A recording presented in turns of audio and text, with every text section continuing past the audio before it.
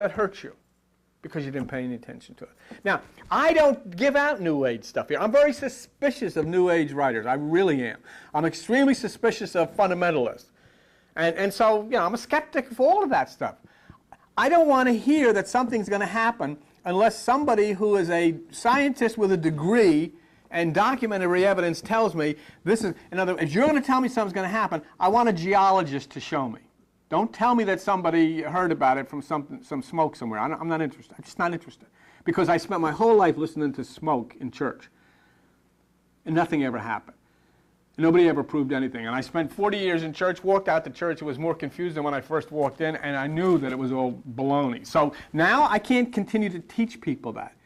What I will tell you will never come from any New Age teacher or will never come from any fundamentalist. It will come from scientists. It will come from astronomers. It will come from geologists and people that know.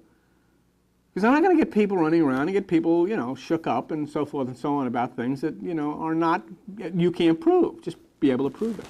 I can't prove any of this stuff, but I can prove that where it came from. I can say, hey, you know, if I might not be qualified to speak on these things, but I'll introduce you to Dr. Gary Toller, who's head of the Goddard Space Labs in Greenbelt, Maryland for National Aeronautics Space Administration. He says, so I said, I'll believe it. But if I'm going to hear about Father so-and-so or Pastor so-and-so or Reverend so-and-so, I don't want to hear about that. Because I know these guys, these people do not know. Okay? So this is the information that will come from here, at least from me. I'll document with you scientifically, and then we can just wait and see. And then we'll try to put the pieces together. And if the scientists say this is the way it is, we'll go into the Bible and we'll go into these other documents and say, well, you know, could this be what they were talking about? This is coincidence. Remember last week, 2 weeks ago, 3 weeks ago, I was just talking to Mike about it.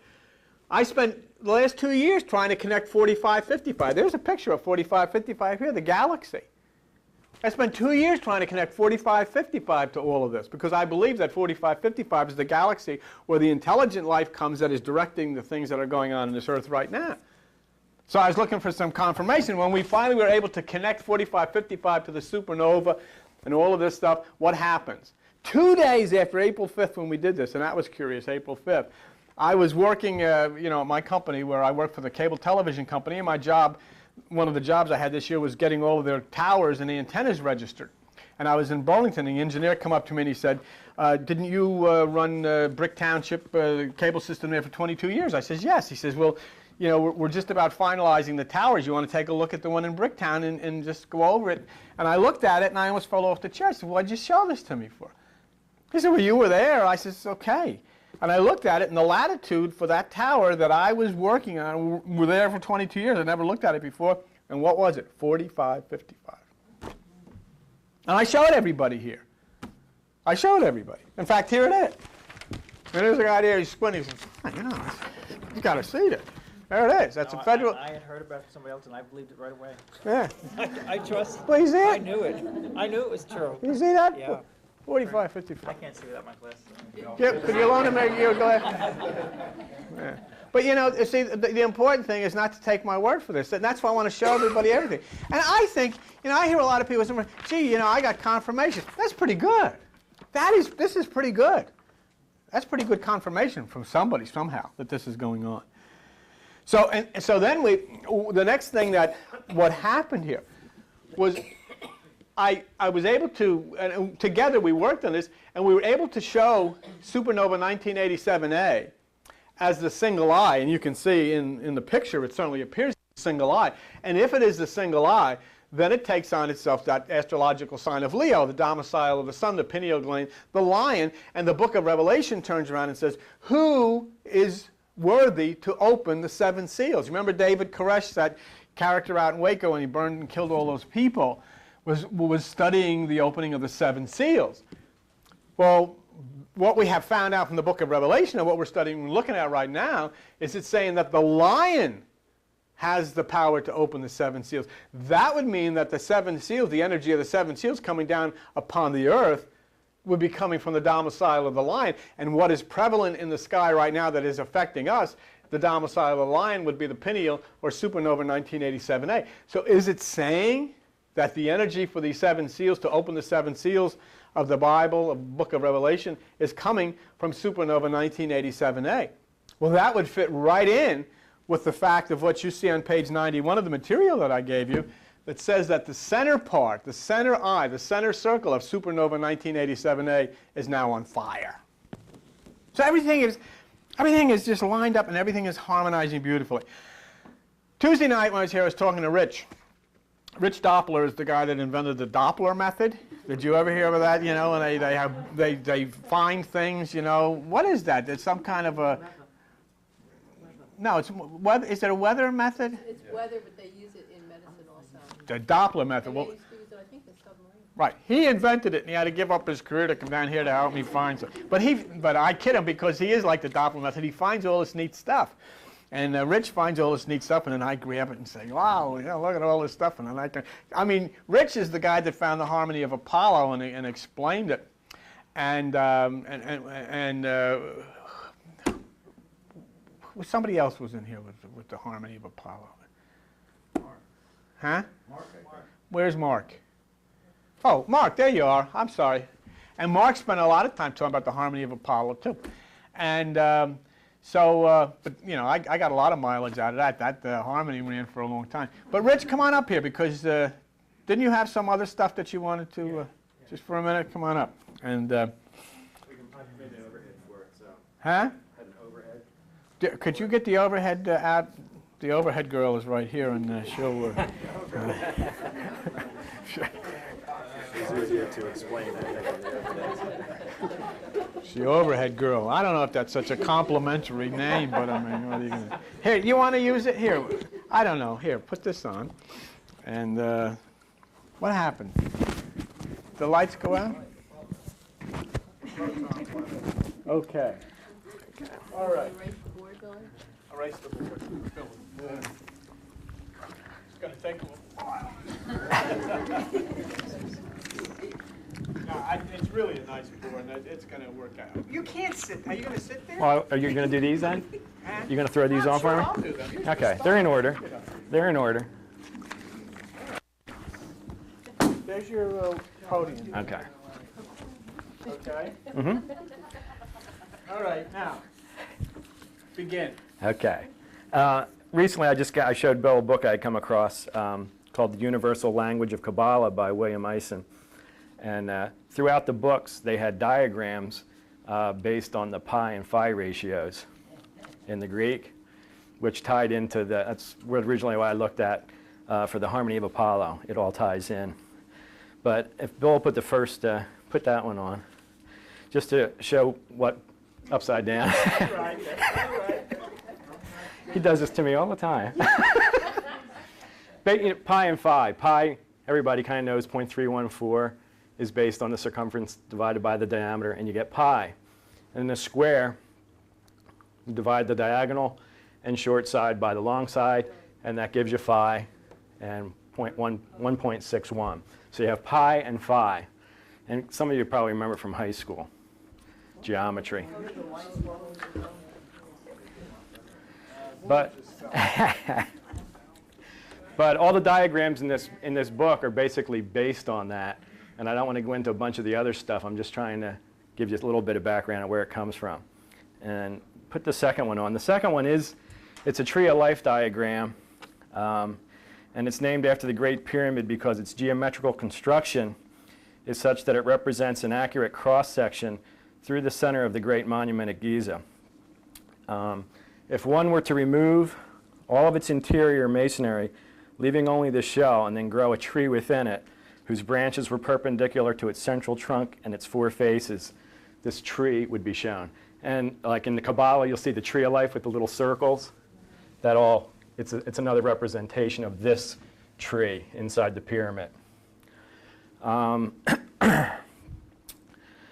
The ratio of half of the base perimeter of the pyramid, this would be the base of the pyramid at Giza. The ratio of half the base, which is E, F, G, and H, the whole base, is equal to pi. And the length of its apothem, which is A and B, over here, from the bottom to the top, is in relationship to phi. Okay, so that's basically where they're basing everything in this diagram on pi and phi, which is, again, the natural measurements of the pyramid at Giza. And then as I went through the book, there must have been about 40 diagrams. But the one that shocked me was what Bill's going to show you right now. Can you move the podium, please? Where would you like me to move it? To 4555. Okay. Supernova 1987A. Okay, and it's talking about the first one in 383 years. And this book was written in 1989 and had that in there. And I, kind of just shocked me that somebody else was looking at that.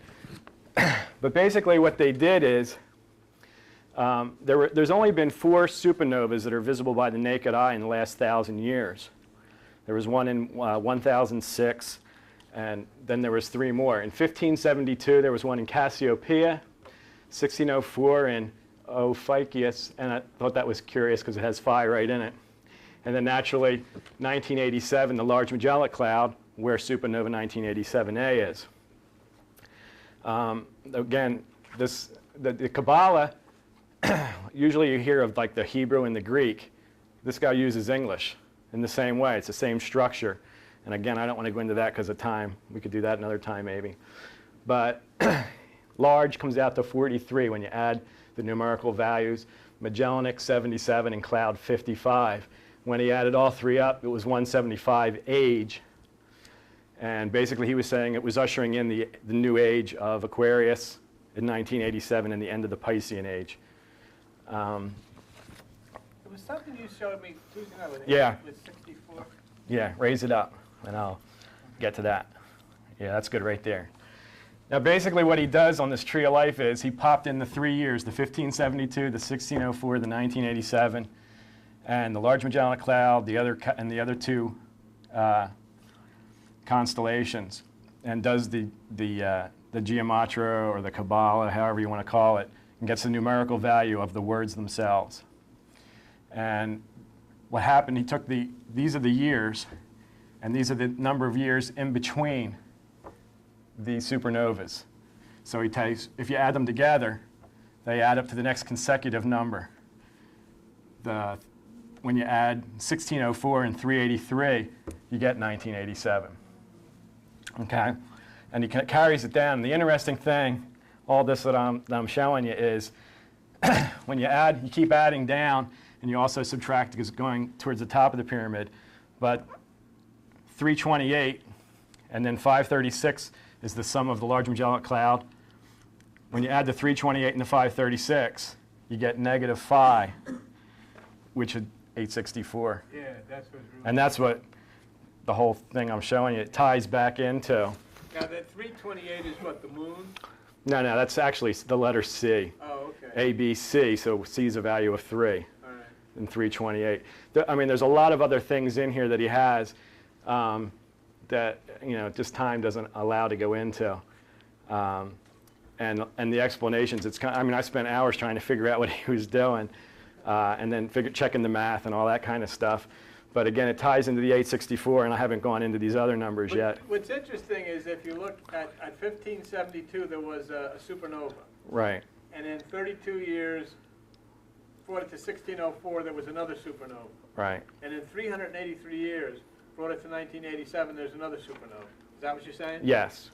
Yes. That's interesting. And then it carries down, and then when you add these together, when you add the 328 and the 536, 536 is the sum of these numbers. But when you add the 2 together, you go into a negative phi, and that's where the 864 came from, which again ties into the 8,600. And again, I just read this last week, and I've been going over it for a couple of hours. Keep working on it. But to me, that's a key right there. And just the fact that somebody else is doing something that we're kind of looking at kind of gave me a little like, we're not the only cuckoos out there or something, And that was really the main thing I was looking at. Very good. Okay. Thank you very much, sir. You're welcome. Appreciate it. Rich Doppler, that was good. There's a lot of work in that stuff, but it really is interesting when you see that there are who are looking at this way, and then you start to see the patterns that are the intelligent patterns that are inherent in all of these things. Okay, so then if we go back to supernova 1987A, and we regard supernova 1987A as the pineal gland in the universe, then we can connect it as the lion. And in Revelation 5:5 in the Bible, it says, who will open the seals? And it says, the one who's worthy to open the seals is the lion. So what we then could say out of that, then supernova 1987A, okay, would be the energy from where the 7 seals of Revelation are going to originate, coming down upon the earth. And of course, the wonderful thing about all of this is, the end of the book, the end of the story turns out good, and it says in there, to he who overcomes, I'll give a new name, and a new stone, and all of these things. You know what's interesting, Mark? I had a guy write me on the internet, on email, and I know this was something that kind of you were into, but where you have supernova 1987A, like we have you have the 2 circles, and the circles intersect. And where the circles intersect, this area here is called Vesica Piscis. Is that right? Okay. Vesica Piscis, which means the vessel of the fish. Now, if you look at supernova 1987A, the actual picture of it, you'll see that here. You see the 2 circles. I don't know if you can see it on the television, but you see the 2 circles, and where they intersect in here would be the vessel of the fish. What's interesting, and what I don't want to, leave out of here, is that of course Jesus his symbol was the fish, and of course we're looking for the second coming of the Christ now, the second coming of Christ consciousness. But not only is this the Vesica Piscis, which is the vessel of the fish, but the large Magellanic Cloud that Rich was talking about, which houses or which contains the supernova, is located in a constellation called Dorado, which is the fish. Okay? And what he said to me on this email, he was really curious because he saw this supernova he said, I have a question about supernova that I hope you can answer. There is the eye itself, and it seems to be in the center of 2 co-joining circles. Do you know what these 2 outer circles are? Are they part of the phenomena or due to the photography? Well, they are part of the phenomena, and what I'm going to respond to him is that the scientists actually don't know the origin of those circles, but they're definitely there. But this is what he says, and this is what's interesting. I'll tell you why I ask. I read about the Vesica Piscis, which is the vessel of the fish, to be poured over mankind during the age of Aquarius. The picture in the book was of 2 adjoining circles, and the area in the center where the circles are converging is the area of enlightenment, and I find it coincidental that the eye in the symbol is used at the place of enlightenment. But what he is saying is that there is a prophecy that the Vesica Piscis, the vessel of the fish, will be poured over mankind during the age of Aquarius. And then he goes on to say also that the next thing that he looked at was a warning of some kind, that it says that there will be seen in the sky all over the world and immediately transmitted to the inside of our souls an astronomic phenomena similar to a bang of stars with lots of light and noise, but it won't fall on us. It will be like fire, but it won't burn our bodies, though it will be felt physically and internally. It will last a very short time, but if its effects on the world will be huge. He says possibly this heavenly display you're referring to could be the Vesica Piscis in these prophecies. And he's asking me to respond to it. So I didn't know. I had no idea that there was any other kind of prophecy or any kind of a thing connected with that. But of course, that's interesting. It is also interesting, too, in supernova 1987A, that is the fish, that is the vessel of the fish. Jesus was the fish. And of course, it's in the constellation Dorado, which is the fish. So the interesting point to take into consideration in all of this Greek symbology that we're studying is that in Revelation 5:5, it is the pineal or Leo, or now supernova 1987A, that has the power to loose the seals. Now, if you have the Bible, and if you'll open it to page 1005, and if you look at Revelation chapter 5, in verse 6, I'll show you something that I think is interesting. Because we go into something else here, and it says, "And I behold, and in the midst of the throne, and in the midst of the elders stood a lamb, as it had been slain, having 7 horns and 7 eyes, which are the 7 spirits of God." Does anybody in here have any idea why the lamb was roasted for Passover? Why the lamb is slain? Why the ram is slain? Well, I'm not, I didn't ask it necessarily to answer, but the point here is this, that by the trajectory of the earth, the sun appears during the Passover or the spring to rise in right ascension and to consume the constellation Aries. When that happens in March and April, okay, we have Passover. And what happens then is we pass over from winter to spring. That's what it's about. So the ram is killed and roasted by the fire, and that's what's shown in the biblical story of Passover, because it's an astronomical story. It's talking about this. It's talking about the time of the great Passover of the earth. Now, in the same way, in the human body, when we meditate, when the sun consumes the pineal, which is Aries or Leo, the same effect happens. It then right ascends to the right hemisphere of the brain, and you pass over from the winter of the soul to the spring of the soul. You pass over from all that was old to all that is new. The social entities of the earth pass over from all that was oppressive to all that is free. But now, what has happened here, we've studied the biblical Passover. You've seen the Passover inside of yourself as you pass over from the left to the right side. You look at the Passover on the earth as you pass over from the dark, cold days of winter to the newness of spring and summer. But now something else is happening, because now we're seeing a situation here where you have a pineal lit in the sky, which would indicate a cosmic Passover. Not a biblical Passover, not an individual Passover, not a Passover of the earth, but a Passover of the universe, a cosmic Passover. So it has tremendous implications. And it says in the Bible that you got 7 horns and 7 eyes, and that focuses on the 7 chakras that move along the spine. Now, you might say, well, I'm not into that chakra business. I'm a Christian. Fine. You go to the book of Revelation, and it says, "And I saw in the right hand," which is the right hemisphere, "of he who sat on the throne," which is the higher mind, "a book which is the book of life, written within you, and on the backside sealed with 7 seals." So whether you call it 7 chakras of the Hindus, which is offensive to the Christians, or you call it 7 seals of the Christians, which is offensive to the Hindu, you just wipe the whole thing out, and you say, what are we talking about here? Why is it 7? Are these 7 things in the spine? The answer is no, there's not.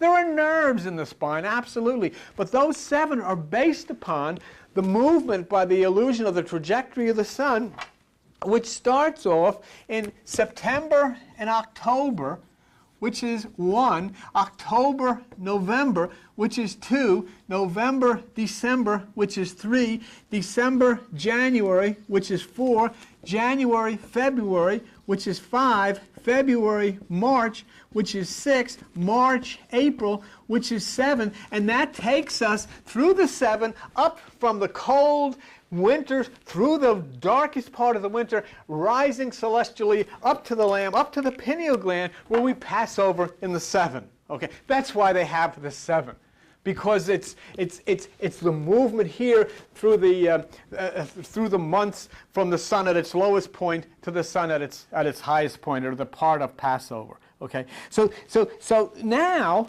we get to this situation here where we have supernova. So if there's a 7 here, then we're going to have to connect a 7 between what's going to happen as the supernova lights and goes on fire, as the scientists tell us it's going to do, and then that movement down to fornix, the furnace, which is going to cause the magnetism and radiation to come upon the Earth. All star maps, there's a star map hanging out on the wall out there.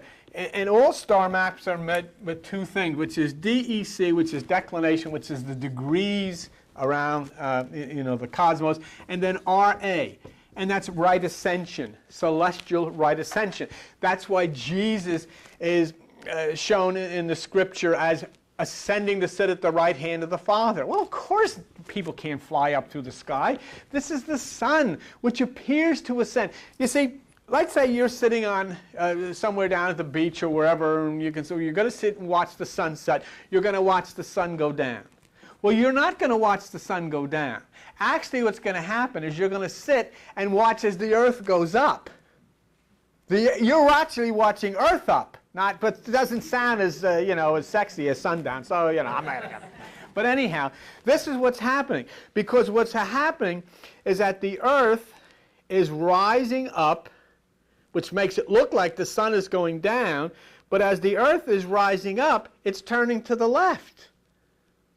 So it's going like this. So then, when the sun is way up there, by the time sunset comes, it's over here. Not because the sun has moved over there, but because the earth has gone up and made a left turn. And that's the way it works. So this gives the appearance then of celestial right ascension. The sun appears to be rising up to sit at the right hand. And so they give Jesus, he ascended to sit at the right hand of the Father. Nobody ascended anywhere. This is all astronomy. The whole thing is astronomy. And it's talking about basically what goes on in our universe, okay? So that's the point of measurement during the time when all of this was written. Celestial right ascension was measured from the point of Aries. Now, is that really interesting? This is what I want to tell you, and this is the point I want to make with you. We're going to need somebody to help to erase all of this stuff. I'd be exhausted. I'll have a bad arm by the time I get done with it. But this is what I wanted to tell you. During the time all of this was written, okay, the celestial right ascension ended up in Aries. So the Passover was there in the springtime and in Aries, okay? What has occurred is because of the wobbling of the Earth's axis or precession, the point has been lying in Pisces. But now it is moving out of Pisces and moving into Aquarius, which means that the Passover that used to be the lamb in Aries is now the man in Aquarius. What I like about that too is because in Luke 22:10 they asked Jesus, where will we look at this so you can see it. Look at Luke 22:10. I don't know what page it's on. You should be able to find it. But if you look at Luke 22:10, they say, where will we celebrate the Passover? And Jesus says, you'll see the man with the pitcher of water enter into the house. Which house? The house of Aquarius. Enter into the house, go to the upper room, and I'll meet you there. There is a fulfillment of everything that's occurring here. The Passover is about to occur because supernova 1987 is the pineal gland which is going on fire.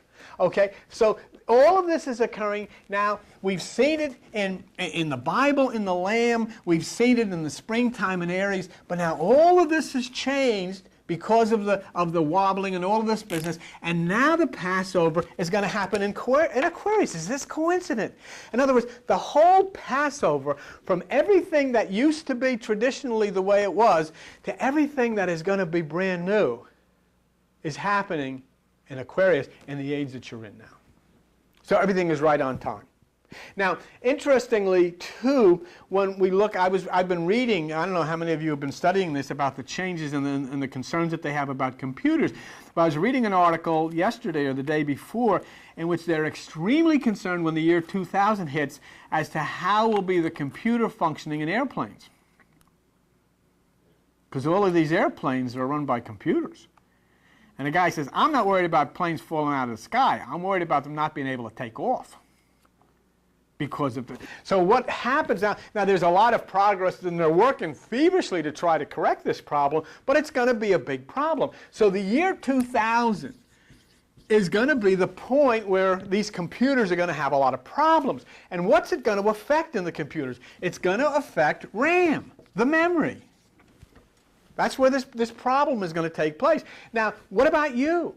Where is this Passover? Where is this supernova? What's it going to affect around the year 2000? It's going to affect your brain.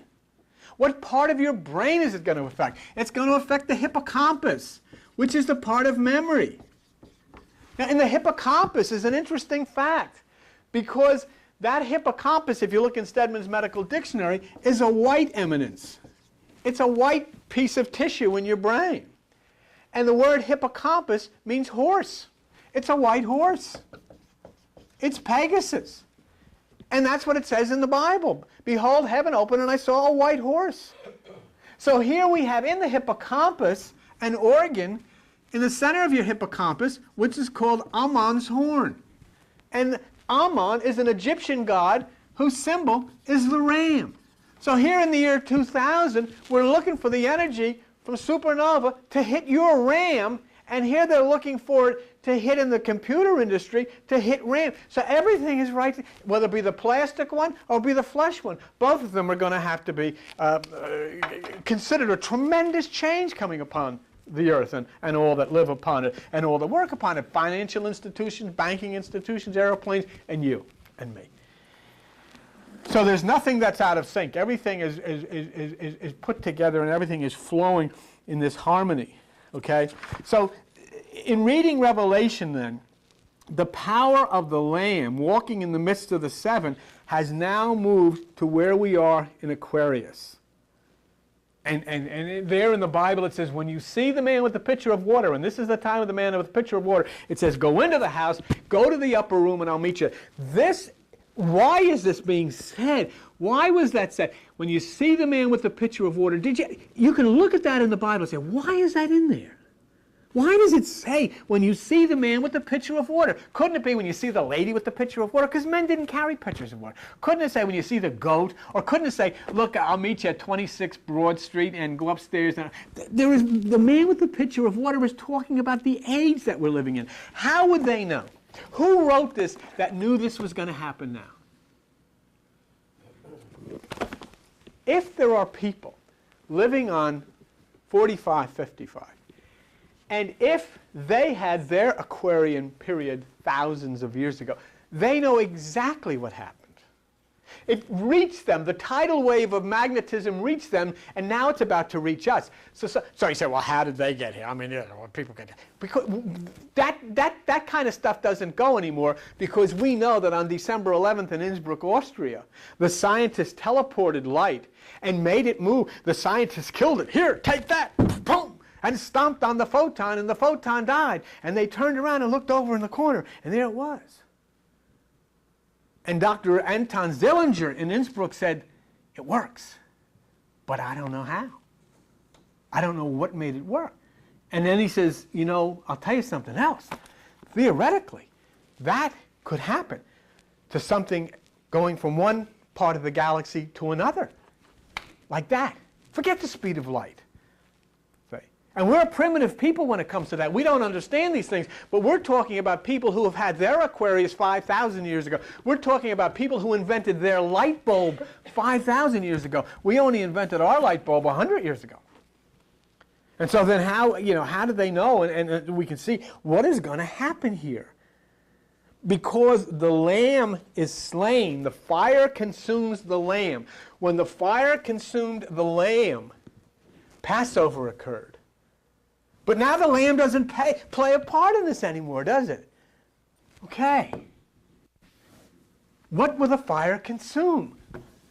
The fire consumes the maid. Woman. The fire consumes human beings. And the Passover takes place. So all of this is working itself out. So now, when we understand this, and when we look at the line, and we look at the supernova, we see there's a possibility for the seals to be open. Because, and look, I'm not telling you that you're going to believe me that this pineal, this center eye, is on fire. I mean, what I'm showing you on page 91, you can see it for yourself. And it says in USA Today, Deep Space Show gets even better. it's turning into a celestial ring of fire. Its light should intensify over the next decade. We're looking at the hammer hitting the bell, said Robert Kirchner of the Harvard-Smithsonian Center. See, that's the kind of people I want to share with you. I don't want to share people that think up stuff. I want to share people that know. I spent my whole life going to church and having people tell me stuff, but I want to listen to Robert Kirchner of the Harvard-Smithsonian Center because of astrophysics. He knows. And he said, we are about to see the hammer hit the bell. And he said, this is something we can see happening in our lifetime. And so, you know, to me, it's thrilling, it's exciting. But to me, because we have matched all this together with the Bible and with Buddha and with Hindus and all of this stuff, to me, this is of God, so this is good. And that's especially stimulating because I look at the suffering of children, I look at the suffering of oppressed people. I look at people, when I turn television on and see the way people live in different parts of the world, I can't even understand it. I can't understand how we allow such things. I was looking at things in Cuba the other day, people living in. I mean, it's bizarre. It's awful. I mean, this isn't the way life was supposed to be. You know, one of the things the first thing that I had people start looking at me cross-eyed saying, you know, we better get out of here. I made the statement, some of you were probably here a long time ago. I said, God is not an American. You know, oh, wait a minute, you know, get the heck out of here. Something, you know, God is not an American, you know. And where there are people suffering, where there are, you know what? Do you notice? Have you turned on the television lately and heard all the doctors and scientists coming on and saying, you know what? You better stop taking all these antibiotics because they're not working anymore, and we're going to have a plague, and people are going to get wiped out because the antibiotics aren't working anymore. And you know what they're now starting to admit? It's not that you're taking too many antibiotics. It's not that your doctors are prescribing too many antibiotics. That's not what it is. You know what it is? It's the corporations are pumping antibiotics into the food you eat. And you're eating antibiotics when you eat a chicken. You're eating antibiotics when you eat meat. And that's what you're sitting down to. And you're getting so much antibiotics in your food because they're stacking these animals on top of each other. They don't roam free out in the range or the way they're supposed to. You don't make enough money that way. And so somebody, when this light comes down, is going to be hit right between the eyes and say, you're not going to be able to do that anymore. You can't do that. Because when you mistreat nature like that, then you're going to have something that's occurring right now. And this, as we're sitting here today, what's going on is people are dying because the antibiotics aren't working. Because when you leave here today, you're going to have lunch somewhere, you're going to have dinner somewhere, and you're going to sit down, you're going to have gravy on your potatoes, and you're going to have a nice little piece of chicken, and you're going to have a nice little piece of beef.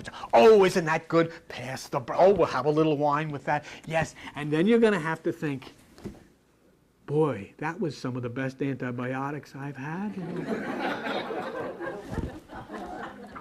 And that's funny now. That's funny now. But what the doctors are afraid of is that when you need an antibiotic desperately, it's not going to work. And that's what this great light that's coming down is going to stop. The abuse of children, the abuse of women, the abuse of the animals, the abuse of the oppressed. It's not going to be easy for a lot of people who have been running roughshod over the rest of humanity. But nonetheless, it's not easy when winter comes either. It's not easy when hurricanes come. These are natural phenomena.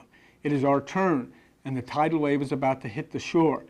And what I suggest to you is that you harmonize with God. You get on a wavelength and polarize with God in your meditation. You do not have to come into this room to meditate. Let me make that clear. I'm not telling, we have meditation here. I'm not telling you to come here. But you do have to. And you don't have to spend endless hours.